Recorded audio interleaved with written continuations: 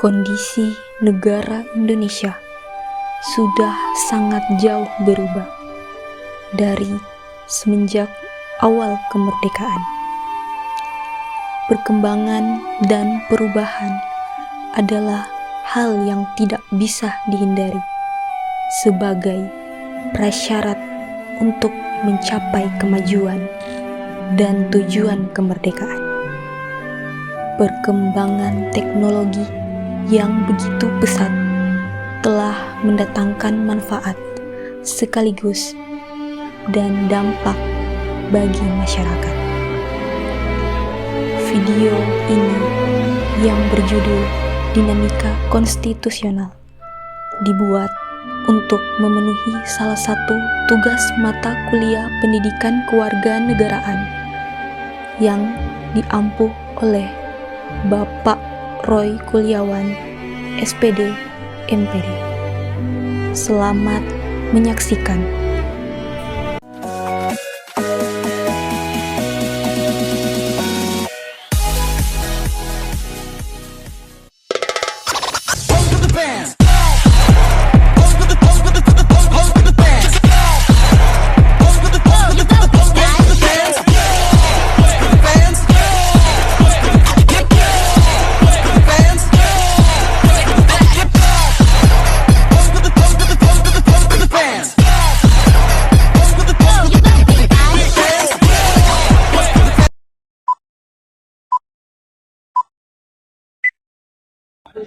Halo teman-teman, salah satu komponen-komponen yang terdiri dari suatu negara adalah konstitusi.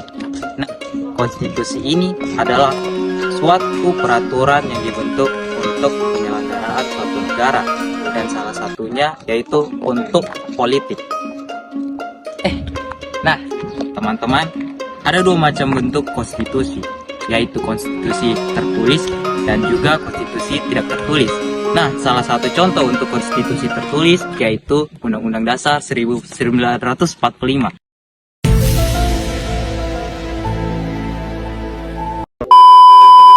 Dan yang tidak tertulis yaitu Konstitusi Britania Raya. Setelah kita mengetahui tentang pengertian konstitusi nasional, maka kita akan lanjutkan ke sejarah dan evolusi dinamika konstitusi. Di Indonesia telah melalui beberapa periode yang signifikan. Konstitusi Indonesia pertama, Undang-Undang Dasar 1945, diperkenalkan setelah kemerdekaan dan berlaku hingga 1949. Pada periode ini, konstitusi tersebut mengatur struktur negara dan wewenang lembaga-lembaga kenegaraan. Prinsip-prinsip dasar konstitusi. Yang pertama, ada kedaulatan rakyat, yaitu prinsip ini menegaskan bahwa kekuasaan tertinggi dalam suatu negara berada di tangan rakyat. Yang kedua, ada pembagian kekuasaan. Prinsip ini mengatur pemisahan kekuasaan negara menjadi 3 cabang utama, yaitu pertama ada eksekutif, legislatif, dan yudikatif. Kemudian yang ketiga ada hak asasi manusia. Prinsip ini memastikan bahwa hak-hak dasar setiap individu dilindungi dan diakui dalam konstitusi. A few moments later. Keempat, ada supremasi konstitusi. Prinsip ini menyatakan bahwa konstitusi merupakan hukum tertinggi yang harus dipatuhi di negara tersebut. Implementasi dan tantangan dinamika konstitusional di Indonesia meliputi berbagai aspek yang kompleks, termasuk pelaksanaan hukum, politik, dan sosial budaya. Implementasi dinamika konstitusional di Indonesia. Yang pertama, amandemen konstitusi.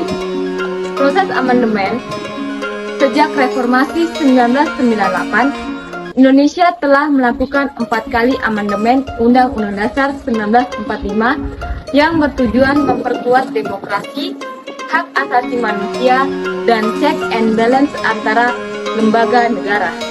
Kemudian perbandingan konstitusi.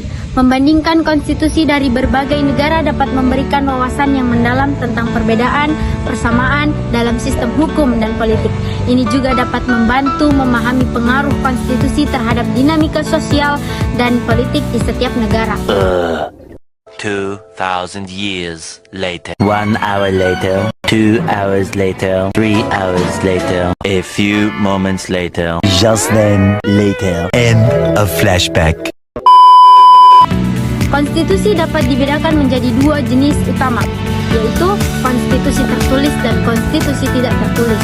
Negara-negara seperti Amerika Serikat memiliki konstitusi tertulis, sementara negara-negara seperti Inggris memiliki konstitusi tidak tertulis berdasarkan sejarah dan tradisi. Dinamika konstitusi merujuk pada perubahan dan perkembangan konstitusi suatu negara.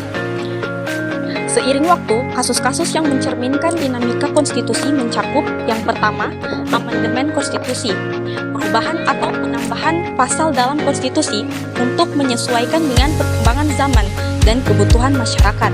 Contoh di Indonesia adalah amandemen Undang-Undang Dasar 1945 yang terjadi pada periode tahun 1999 sampai dengan 2002 yang menghasilkan 4 perubahan besar. Alasan reformasi konstitusi.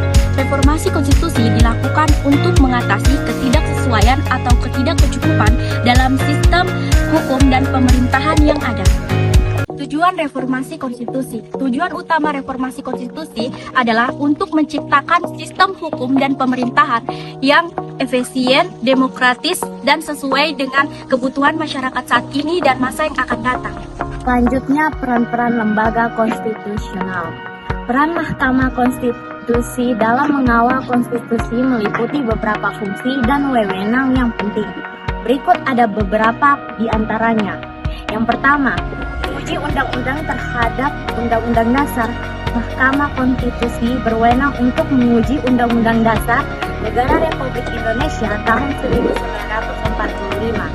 Hal ini dilakukan untuk memastikan bahwa Undang-Undang Dasar yang dibuat tidak bertentangan dengan Undang-Undang Dasar.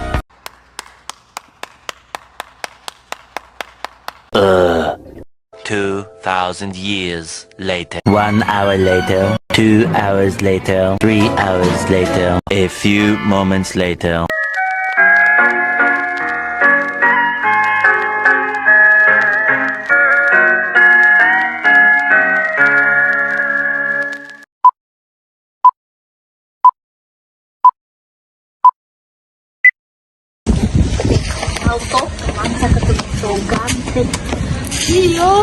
Siapa namanya? Sebelum sempat kenalan. Si Brody apa?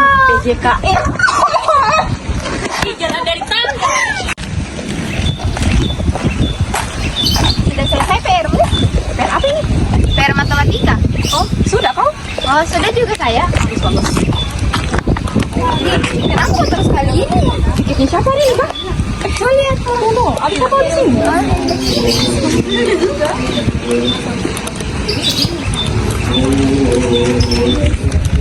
Hari Senin, Agnes, Jessica, Tria.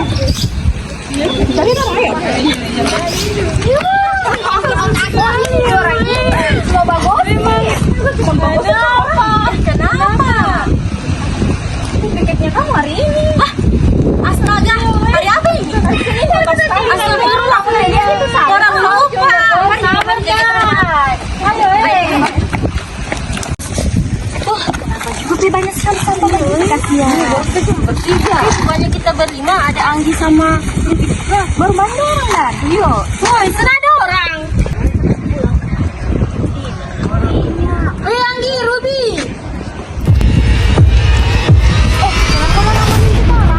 Tugasnya kau ini. Saya mau pakai bahasa sini. Apa maksud? Tapi banyak sekali mata pelajaran. Baru aku jauh. Aku datang hari ini. Kamu ada yang bikin mengerti di sini. Tahu nggak? Di sini. Oh, yang ini. Kenapa sana ribut-ribut? Mana? Sana ya? Dorong Anggi sana. Kita lihat ayo. Ayo. Oke. Saya tidak mau lagi. Saya tidak mau. Bukan tugasku. Sabar. Ya, ini ada apa ya? Begini ketua, saya itu keberatan karena hari Senin itu banyak mata pelajaran, baru rumahku jauh. Saya tidak bisa sekali. Kenapa minggu lalu kau mau bilang saja hari Senin? Karena kamu paksa, terpaksa. Sulit tadi ketua, bagaimana? Sudah, tenang. jangan ribut. Mari kita bicarakan di kelas, karena tadi saya sudah dengar bel sudah bunyi. Nah. Kenapa aneh nih?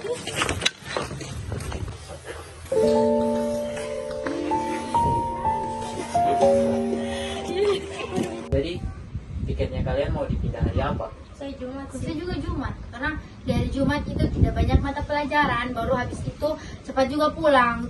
Karena alasan pindah itu karena hari Senin lama pulang, baru rumahku jauh. Kenapa yang dipindah? Terlalu padat lagi orang yang tiket hari itu kebanyakan. Jadi maksudnya itu yang hari Senin itu tukarlah orang-orangnya dengan di hari Jumat. Oh, kalau begitu saya saja dipindah di hari Senin karena piketku hari Jumat. Jadi bagaimana? Sepakat sih. Kalau kamu dua nanti tidak berpiket hari Jumat, Ini toh, sudah kita orang janji di sini. Mohon bersabar, ini ujian. Mohon bersabar. Nah, jadi karena sudah sepakat semua, jadi semua harus bertanggung jawab atas tiketnya masing-masing. Terima kasih ketua. Iya. Nah, jadi teman-teman, apa sih keterkaitan antara pengimplementasian dinamika konstitusional dalam piket kelas tadi? Nah, ini dia jawabannya, yaitu kita memastikan hak-hak individu dihormati, dialog terbuka dijaga antara pihak yang melakukan piket kelas dan yang terkait, sehingga solusi yang bersifat inklusif dapat dicapai dan pertanggungjawaban ditegakkan. Para peserta piket kelas diingatkan untuk bertindak dengan tanggung jawab dan menjaga agar aktivitas mereka tidak mengganggu ketertiban atau hak-hak orang lain. Nah, pesan moralnya adalah pentingnya menjunjung tinggi nilai-nilai demokrasi, menghormati hak-hak asasi manusia, dan bertindak secara bertanggung jawab dalam setiap aktivitas sosial. Terima kasih, semoga bermanfaat ya. Bye!